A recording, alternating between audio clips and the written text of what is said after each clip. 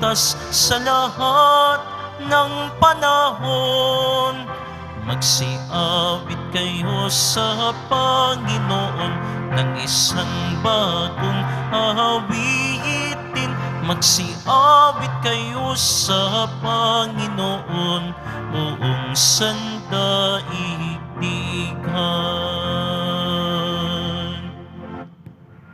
Simulan natin ang ating pagdiriwang sa ngalan ng Ama at ng Anak at ng Espiritu Santo. Amen. Ang pagpapala ng ating Panginoong Hesukristo, ang pag-ibig ng Diyos Ama at ang pakikipagkaisa ng Espiritu Santo naway sumainyong lahat. At sumaiyo rin. Mga kapatid, tinipon tayo bilang kaanib ng angka ng Diyos. Kaya dumulog tayo sa mawaing Panginoong nagpapatawad ng lubos. Sinugong tagapagpagaling sa mga nagsisisi, Panginoon, kaawaan mo kami. Panginoon, kaawaan mo kami. Dumating na tagapag-anyayang mga makasalanan ay magsisi, Kristo, kaawaan mo kami. Kristo, kaawaan mo kami. Nakaluklok ka sa kanan ng Diyos Ama para ipamagitan kami. Panginoon, kaawaan mo kami. Panginoon, kaawaan mo kami. Kaawaan tayo na makapangyarihang Diyos, patawarin tayo sa ating mga kasalanan at patnubayan tayo sa buhay na walang hanggan. Amen. Manalangin tayo. Ama naming makapangyarihan, kami naway magkaroon ng pitagan at pagmamahal para aming magawang sambahin ang ngalan mo, sapagkat sa mga pinatatag sa iyong pag-ibig, ikaw ay walang pinababayaang masadlak sa ligalig. Iniluluhog namin ito sa pamamagitan ni Jesucristo kasama ng Espiritu Santo magpa sa walang hanggan. Amen. Magsiupo muna ang lahat. Pagbasa mula sa ikalawang aklat ng mga hari. Noong mga araw na iyon, sinabi ng punong saserdoting si Hilcias, "Nakita ko sa templo ng Panginoon ang aklat ng kautusan. Ibinigay niya ito kay Shaphan at binasa naman ito. Nang matupad na ang inuutos sa kanya, nagbalik siya sa hari at sinabing nabilang na ang salapi sa templo at naibigay na sa mga kinauukulan. Sinabi pa niya, ako'y binigyan ni Hilcias ng isang aklat at binasa niya ito sa hari. Nang marinig ng hari ang nilalaman ng aklat, pinunit niya ang kanyang kasuotan. Tinipon niya ang saserdote Hilcias, si Ahikam na anak ni Shaphan, si Akbor na anak ni Mikaya, ang kalihim ni Shaphan, at ang mayordomong si Asaya. Sinabi niya, isanggunin ninyo ako at ang buong Huda sa Panginoon tungkol sa nilalaman ng aklat na ito. Matindi ang galit niya sa atin dahil sa pagsuway ng ating mga ninuno at di natin pagsunod sa mga utos na narito. Ipinatawag ni Haring Hosias ang matatanda ng Juda at Jerusalem at sila'y nagpunta sa templo ng Panginoon kasama ang mga saserdote, ang mga propeta at ang buong bayan. Pagdating doon, ipinabasa niya ang aklat na nakuha sa templo. Pagkabasa, tumayo sa plataporma ang hari at taimtim na nangakong susunod sa kautusan at sa lahat ng tuntunin. Ang lahat ng naroon ay nakiisa sa hari sa pangako nito sa Panginoon. Ang salita ng Diyos. Salamat sa Diyos.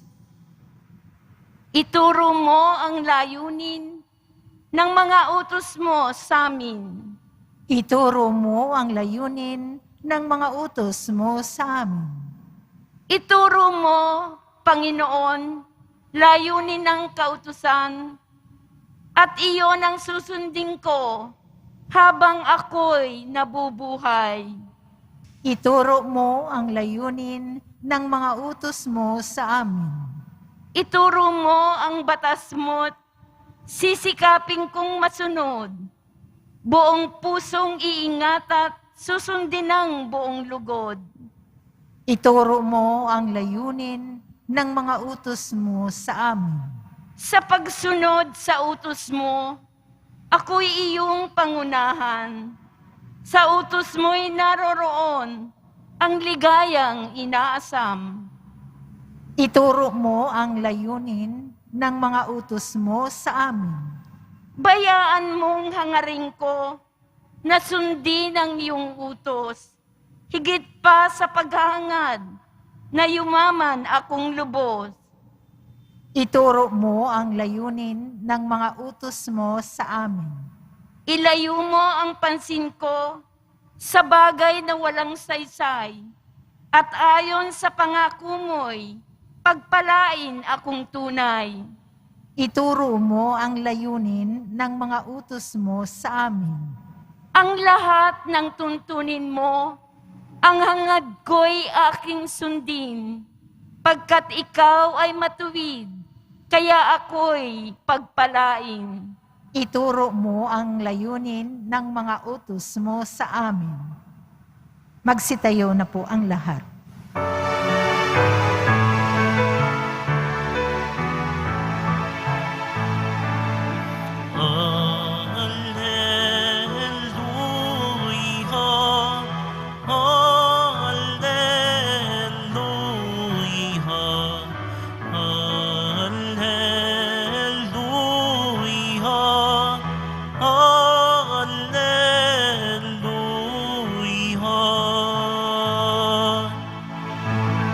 Sa poon ay manatili, siya'y sa atin lalagi, mamungang maluwalhati.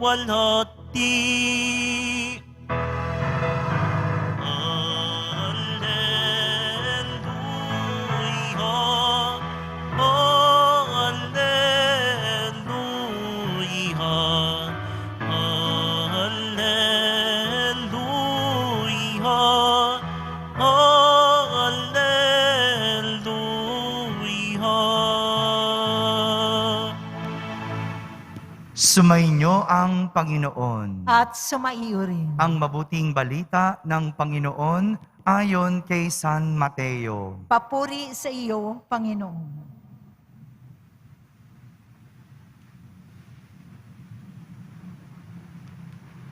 Noong panahong iyon, sinabi ni Jesus sa kanyang mga alagad, "Mag-ingat kayo sa mga bulaang propeta. Nagsisilapit sila sa inyo na animoy tupa, ngunit ang totoo ay mababangis na asong gubat. Makikilala ninyo sila sa kanilang mga gawa. Napipitas ba ang ubas sa puno ng dawag o ang igos sa puno ng aroma? Nagbubunga ng mabuti ang bawat mabubuting punong kahoy. Subalit, nagbubunga ng masama ang masamang punong kahoy. Hindi maaaring magbunga ng masama ang mabuting punong kahoy, ni nang mabuti ang masamang punong kahoy. Ang bawat puno na hindi nagbubunga ng mabuti ay pinuputol at itinatapon sa apoy. Kaya nga, makikilala ninyo sa kanilang mga gawa ang mga bulaang propeta. Mga kapatid, ang mabuting balita ng Panginoon. Pinupuri ka namin, Panginoong Heso Kristo.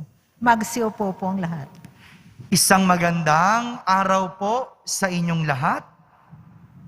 Isang babala ang ibinibigay ni Jesus sa kanyang mga alagad sa ating ebanghelyo ngayon. Ang babala ni Jesus, mag-ingat sa mga bulaang propeta. Lumalapit sila sa inyo na nagdaramit ng tupa, ngunit sa loob ay animoy mababangis na asong gubat. Ibig sabihin, ang bulaang propeta o pekeng tao ay nagbabalat kayo. Sabihin nyo nga po, nagbabalat kayo. Yan yung tinatago ang tunay na kulay sa panlabas na balat. Kaya nga, ginamit ni Jesus ang imahe ng isang balat ng tupa. Ano ba yung balat ng tupa? Hindi ba? Ang ganda, malambot, at maputi. Pero ang totoo, mabangis na asong gubat sa panloob. Kaya nga, nagbibigay si Jesus ng payo. So hindi lang babala ang kanyang binibigay, kundi isang payo kung paano malalaman ang isang mapagbalat kayong tao. Sabi ni Jesus, nakikilala sila ng lubos sa pamamagitan ng kanilang mga gawa o bunga. Kahit anong sama ng isang puno, hindi ito makakapamunga ng mabuti. O kahit anong buti at ganda ng puno, hindi ito makakapamunga ng bulok. Sa makatuwid, hindi maitatago sa pagbabalat kayo ang isang tao. Dahil magbalat kayo man ito, lalabas at lalabas ang tunay nitong anyo sa pamamagitan ng kanyang gawa at mga bunga. Sa panahon ngayon, ang hirap matukoy ng peke sa tunay. Kasi kahit peke, nagpapanggap na tunay. Pero ang tunay, kailanman hindi pwedeng maging peke. Alam niyo po, 2 linggo nakaraan, ako po ay umorder sa online, no? Naranasan niyo na po ba mag-order sa online, no? Ang ganda-ganda sa larawan, no? Sabi nung seller, tunay daw ang kanyang tinda, no? Naniwala ako kasi may mga patotoo ng ilang artista, no? Nilalagay niya, no? Mayroong mga nagsasabi na totoo yung produkto. No? At tinanong ko pa, totoo po ba yung inyong binibenta? Sabi niya, 100% authentic. Sabi, galing pa sa Singapore. Kaya, kapani-paniwala, katiwa-tiwala. Pero nung dumating yung produkto, peke. Nung dumating, hindi pala totoo. Sa litrato, akala mo totoo. Pero kung marunong kang tumingin sa personal, hindi ito totoo. Hindi lang naman ako nalungkot dahil ako ay naloko o nakabili ng peke at hindi totoo. Ang pinaka nakakalungkot ay may mga taong ginagawang hanap buhay ang panloloko. Ito po ang mas nakakalungkot at nakakatakot. Paanong mabubuhay ka sa panloloko? Paanong ang kasamaan ay nagiging hanap buhay? Ilan lamang po ito sa pwedeng nating maranasang pagbabalat kayo. Yung iba, baka nga yung ating mga binoto. Mag-ingat tayo. Bantayan natin yung mga pinagkakatiwalaan natin. Dahil sa huli, baka sila pala ay mapagbalat kayo. Pero bukod sa pag-iingat, ang hamon sa atin ay maging laging totoo. Tandaan, ang sinasabi ni Jesus, nakikilala sila sa kanilang bunga o gawa. Kaya nga, ang bawat punong kahoy na hindi nagbubunga ng mabuti ay pinuputol at inihahagis sa apoy. Sa makatuwid, sa mga mapagbalat kayo na nagbubunga o gumagawa ng masama, tandaan, may naghihintay na kaparusahan. Amen. Magsitayo na po ang lahat.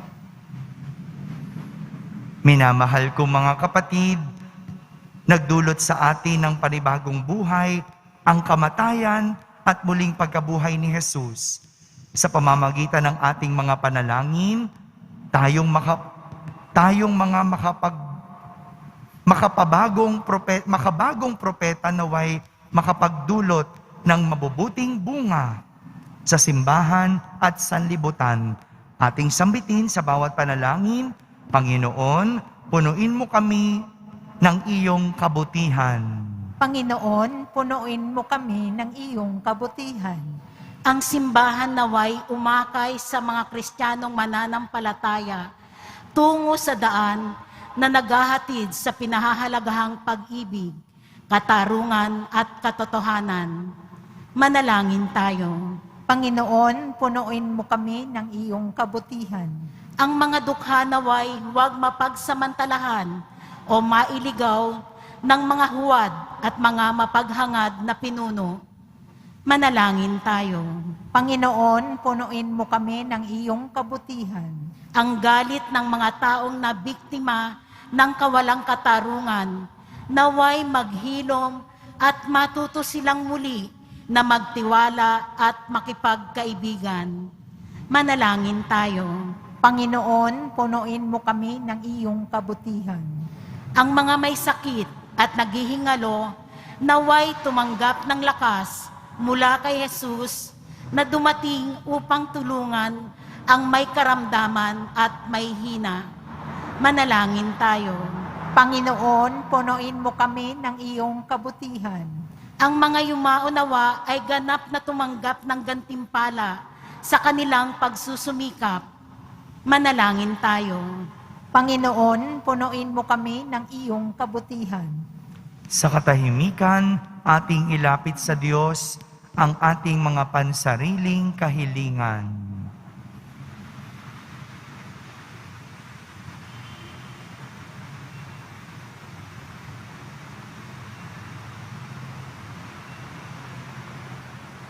Manalangin tayo.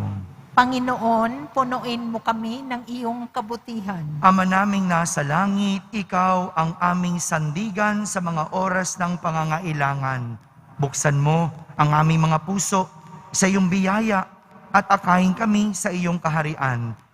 Hinihiling namin ito sa pamamagitan ni Kristo na aming Panginoon. Amen. Magsiupo po ang lahat.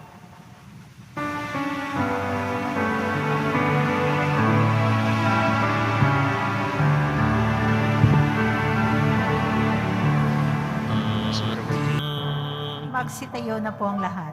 Manalangin kayo mga kapatid upang ang paghahain natin ay kalugdan ng Diyos amang makapangyarihan. Tanggapin nawa ng Panginoon itong paghahain sa iyong mga kamay sa kapurihan niya at karangalan sa ating kapakinabangan at sa buong sambayanan niyang banal. Ama naming lumikha, tanggapin mo ang aming paghahain ng papuri sa iyong kabutihan sa amin. Sa dulot nawa nitong kadalisayan, kami naway makapag-alay ng iyong kinalulugdan. Sa pamamagitan ni Jesucristo, kasama ng Espiritu Santo, magpasawalang hanggan. Amen. Sumainyo ang Panginoon. At sumaiyuri. Itaas sa Diyos ang inyong puso at diwa. Itinaas na namin sa Panginoon. Pasalamatan natin ang Panginoong ating Diyos. Marapat na siya ay pasalamatan. Ama naming makapangyarihan, tunay ngang marapat na ikaw ay aming pasalamatan. Sa iyong paglingap at kagandahang loob, ang tao'y nilikha mo't pinangasiwa sa sansinukob. Sa hangad mong siya'y iwastong lubos, siya'y pinagdusa mo sa kanyang pagtalikod. Sa iyong paggiliw, iyong ipinahintulot na makabalik siya sa pamamagitan ni Kristo Jesus. Kaya kaysa ng mga anghel na nagsisiawit ng papuri sa iyo nang walang humpay sa kalangitan, kami nagbubunyi sa iyong kadakilaan. Santo, Santo, Santo, Panginoong Diyos ng mga hukbo, napopuno ang langit at lupa ng kadakilaan mo, usana sa kaitaasan. Pinagpala ang naparirito sa ngalan ng Panginoon, usana sa kaitaasan. Magsiluhod po ang lahat. Ama naming banal, ikaw ang bukal ng tanang kabanalan. Kaya't sa pamagitan ng iyong Espiritu, ay gawin mong banal ang mga kaloob na ito upang para sa amin ay maging katawan at dugo ng aming Panginoong Hesukristo. Bago niya, pinagtiis ang kusang loob na maging handog, hinawakan niyang tinapay, pinasalamatan kanya, pinaghati-hati niya iyon, iniyabot sa kanyang mga lagad at sinabi, "Tanggapin ninyong lahat ito at kanin, ito ang aking katawan na inihahandog para sa inyo."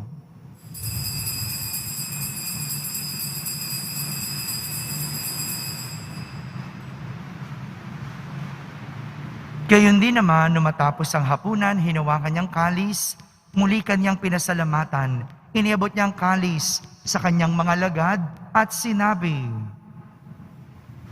"Tanggapin ninyong lahat ito at inumin, ito ang kalis ng aking dugo, ng bago at walang hanggang tipan, ang aking dugo na ibubuhos para sa inyo at para sa lahat, sa ikapagpapatawad ng mga kasalanan. Gawin ninyo ito sa pag-alaala sa akin."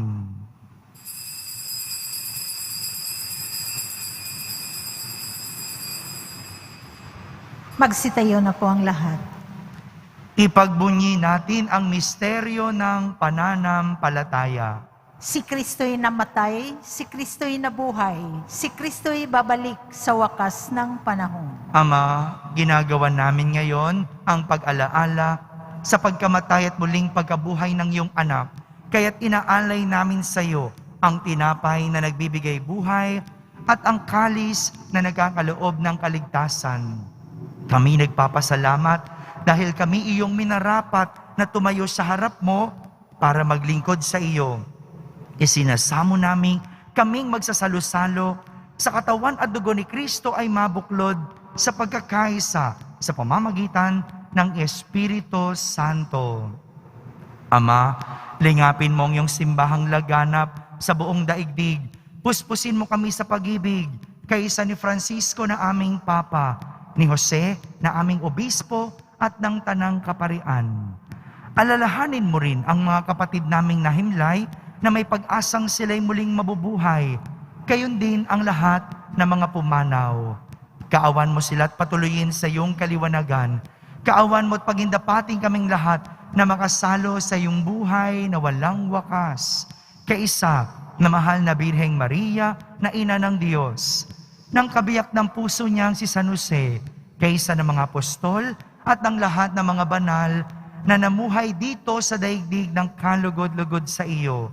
May pagdiwang nawa namin ang pagpupuri sa kararangal mo sa pamamagitan ng iyong anak na aming Panginoong Hesukristo.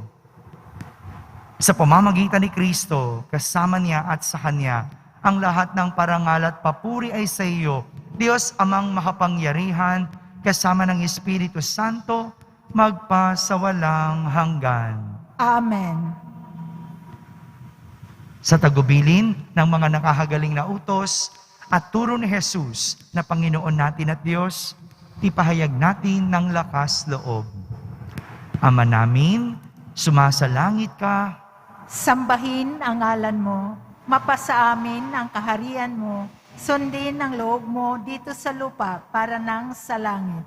Bigyan mo kami ngayon ng aming kakanin sa araw-araw at patawarin mo kami sa aming mga sala para nang pagpapatawad namin sa nagkakasala sa amin at huwag mo kaming ipahintulot sa tukso at iadya mo kami sa lahat ng masama.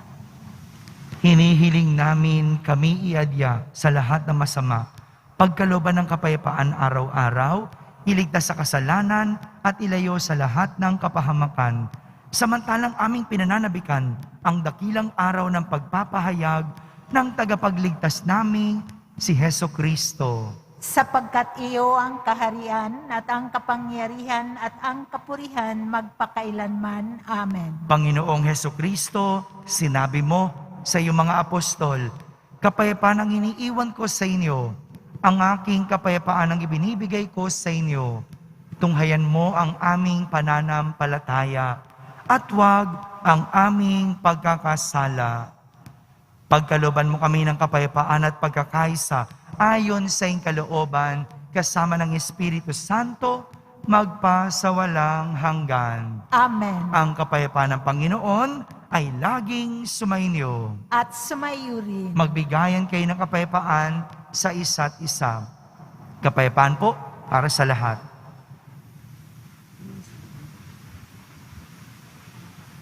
Kordero ng Diyos na nag-aalis ng mga kasalanan ng sanlibutan, maawa ka sa amin. Kordero ng Diyos na nag-aalis ng mga kasalanan ng sanlibutan, maawa ka sa amin. Kordero ng Diyos na nag-aalis ng mga kasalanan ng sanlibutan, ipagkaloob mo sa amin ang kapayapaan. Magsiluhod po ang lahat.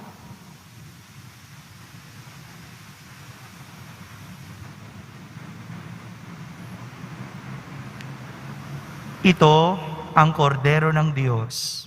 Itong nag-aalis ng mga kasalanan ng sanlibutan.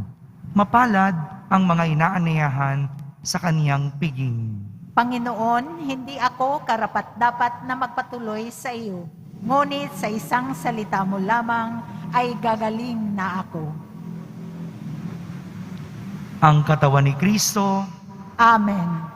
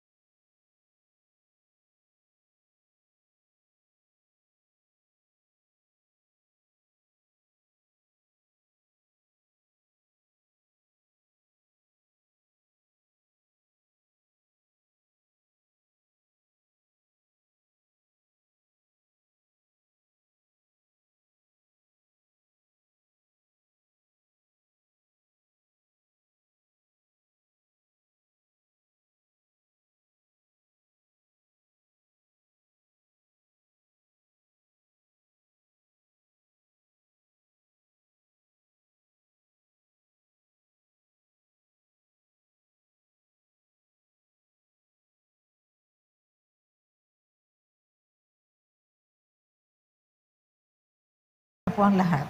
Manalangin tayo. Ama naming mapagmahal, kami nakinabang sa katawan at dugo ng iyong anak ay sumasamo sa iyong habag upang ang aming taimtim na ginanap ay maging pagtanggap namin sa tiyak mong pagliligtas. Sa pamamagitan ni Jesucristo, kasama ng Espiritu Santo, magpasawalang hanggan. Amen. Sumainyo ang Panginoon. At sumayo rin. Pagbabasbas ng Poong Jesus Nazareno. Mahal na Poong Jesus Nazareno, inihayag mo sa pamamagitan ng krus ang walang maliw na pag-ibig ng Diyos sa sangkatauhan. Pakinggan mo ang kahilingan ng iyong angkan na nagsusumamo sa iyo. Makamtanawan nila ang inyong katugunan at tanggapin ang kasagutan na may utang na loob na tinatanaw. Basbasan din po ninyo ang lahat na may karamdaman, nahihirapan, may mga dalang imahen at dasalan. Sa pamamagitan ng bendisyon na ito, naway maalala nila ang mga pangako nila noon sa binyag na ikaw ang kanilang iibigin at pagdilingkuran bilang Panginoon, magpasawalang hanggan. Amen. At pagpalain kayo ng makapangyarihang Diyos, Ama, Anak, at Espiritu Santo. Amen. Tapos na po ang ating pagdiriwang, humaiking taglay ang pag-ibig at kapayapaan ng Poong Jesus Nazareno. Salamat sa Diyos.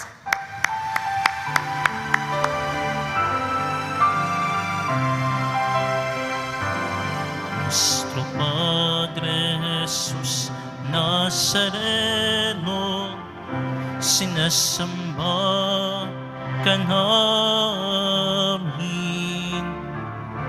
pinipinto ka namin, aral mo ang aming buhay at kaligtasan.